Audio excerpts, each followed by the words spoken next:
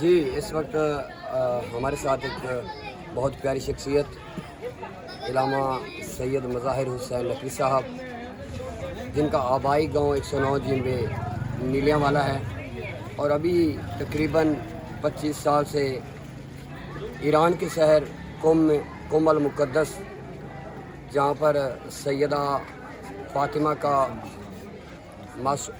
معصومہ سلام اللہ علیہا کا حرم اطہر ہے، وہاں پر تعلیم کے سلسلے میں وہاں پر رہائش پذیر ہیں۔ تو ان سے ابھی سوال کرتے ہیں، یہاں پر چک نمبر 25 جنبے ستوئی والا میں آزاداری کے حوالے سے یہاں پر تشریف لائے ہیں، تو ان کی موجودگی کا فائدہ اٹھاتے ہوئے ان سے سوال پوچھتے ہیں۔ السلام علیکم قبلہ، بتائیے گا کہ قیام امام حسین علیہ السلام کے حوالے سے تھوڑا سا بتائیے گا۔ بسم اللہ الرحمن الرحیم، نحمدہ و نصلی علی رسولہ الکریم، اما بعد۔ امام حسین علیہ السلام کے قیام کے بارے میں کہ امام نے یزیدیت کے خلاف جو قیام کیا، وہ اسی چیز کے بارے میں قیام تھا کہ جو پیغمبر اسلام صلی اللہ علیہ وآلہ وسلم اللہ کی بارگاہ سے جو دین اور شریعت لے کر آئے تھے، اس کو رائج کرنے، اس پہ عمل کرنے کے لیے انہوں نے قیام کیا۔ چونکہ وقت کا بادشاہ یزید جو کہ خلاف شریعت اور خلاف اسلام، اور وہ دین، وہ اسلام کہ جو پیغمبر محمد مصطفیٰ صلی اللہ علیہ وسلم خدا کی طرف سے لے کر آئے تھے، خدا کے برگزیدہ پیغمبر تھے، اولو العزم تھے اور انبیاء کے سردار تھے، اور جو وہ دین لے کر آئے تھے، اس دین کو جب امام نے پامال ہوتے ہوئے دیکھا یزید اور اس کے حامیوں کے ہاتھوں میں، تو اس وقت امام نے جو ہے وہ اس بارے میں قیام کرنا ضروری اور مہم سمجھا۔ تو سب سے پہلے چونکہ وہ جب بادشاہ تھا، معاویہ جب دنیا سے گیا، اس کے بعد یزید جو ہے تخت پہ آیا، تو اس نے سب سے پہلے یہ کام کیا، کیونکہ معاویہ کی نصیحت کے مطابق کہ تمہاری حکومت، تمہارا تخت جب ہی قائم رہ سکتا ہے جب تم امام حسین علیہ السلام سے تم بیعت کروا لو۔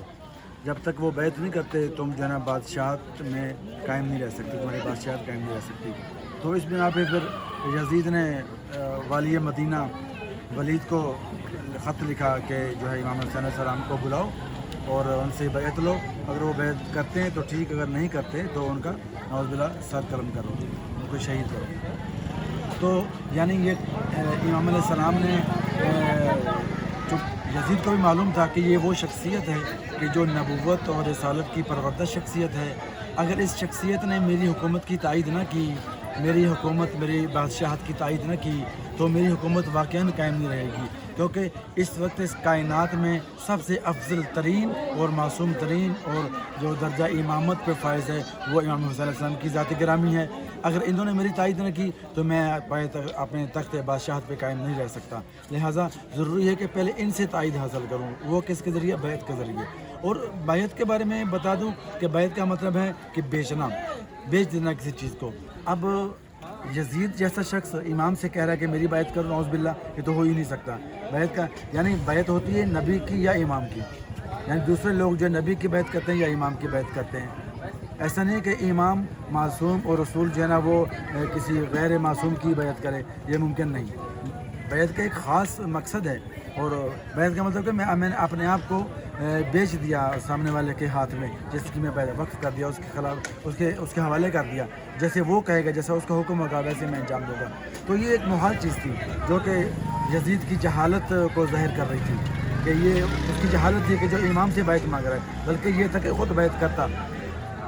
تو یہ قیام امام نے کیا یہ بتانے کے لیے کہ اگر میں تائید کر دی یا میں خاموش رہا، غیر جرمدار رہا، ایک سائڈ پہ رہا، تو اس کی تائید ہو جائے گی۔ لہٰذا یہ چونکہ قوانین شریعت کو پامال کر رہا ہے، بے حجابی، زنا، شراب خوری، ہر قسم کے گناہوں کو پامال کر رہا ہے، لہٰذا مجھے قیام کرنا پڑے گا تاکہ میں اس کو لوگوں کو بتاؤں کہ یہ نہیں ہے صاحب شریعت، یہ نہیں ہے شریعت کو عمل کرنے والا، بلکہ میں ہوں صاحب شریعت کا بیٹا۔ لہذا جو میں حکم دوں، جو میں کہوں، وہ ہے اللہ اور رسول کی بات۔ اس کی جو بات ہے وہ اللہ رسول کی بات نہیں ہے۔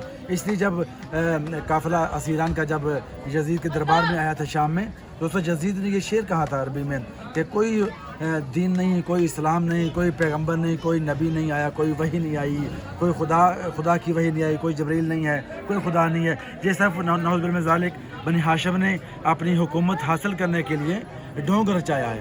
نہ کوئی وحی آئی ہے، نہ کوئی نبی، نہ کوئی پیغمبر، نہ قرآن، نہ کتاب. یعنی سرے سے اس نے تمام چیزوں کا انکار کر دیا. تو جو ان تمام چیزوں کا انکار کرے وہ دار اسلام میں نہیں رہ سکتا. جی رحمت صاحب، ابھی آپ نے کچھ دن ہوئے ہیں آپ پاکستان میں تشریف لائے ہیں، تو ابھی جو پنجاب میں حالات چل رہے ہیں آزاداری کے حوالے سے اور پریشانی مشکلات جو آ رہی ہیں، یہ کچھ 15 منٹ 20 منٹ دوری اگر یہ دیر ہو جاتی ہے تو FIR ہو جاتی ہیں، سبیروں پر پابندی لگائی جا رہی ہے. تو حکومت جو ہے وہ اس وقت آزاداری کے حوالے سے تھوڑا سا ناانصافی کر رہی ہے، اس کے بارے میں تھوڑا سا مہربانی کی.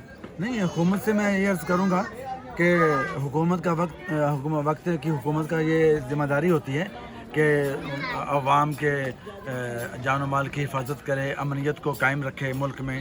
اور ہر فرقے کو، چونکہ جب اس ملک پاکستان کی بنیاد رکھی تو قائد اعظم نے یہ کہا تھا کہ اس ملک میں جس کو بنایا اسلام کے نام پہ، تو اس میں جتنے بھی اقلیتیں ہیں ان کو اپنے مذہب پر چل کر اپنے مذہب کے مطابق یہ باتیں کرنے کی کھلی آزادی ہوگی.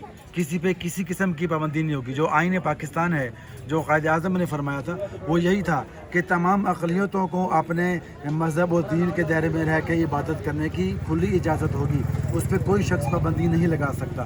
نہ وقت کی حکومت پابندی لگا سکتی ہے، نہ یہ ڈیفینس ادارے جو ہے نا یہ پابندی لگا سکتے ہیں. تو یہ آئین کے بھی خلاف ہے، قانون کے بھی خلاف ہے، اور جو پاکستان کی بنیاد رکھی گئی اس کے بھی خلاف ہے کہ کسی اقلیت کو اس کی اپنی عبادتوں کو انجام دینے سے روکا جائے. یہ انتہائی غیر قانونی اور غیر آئینی حرکت ہے. میں گزارش کروں گا وقت کی حکومت سے بھی کہ یہ تعاون کریں، ملک میں امنیت کو قائم رکھیں اور تمام اقلیتوں کو اپنے مذہب کے مطابق زندگی گزارنے کی اجازت دی جائے. جی شکریہ.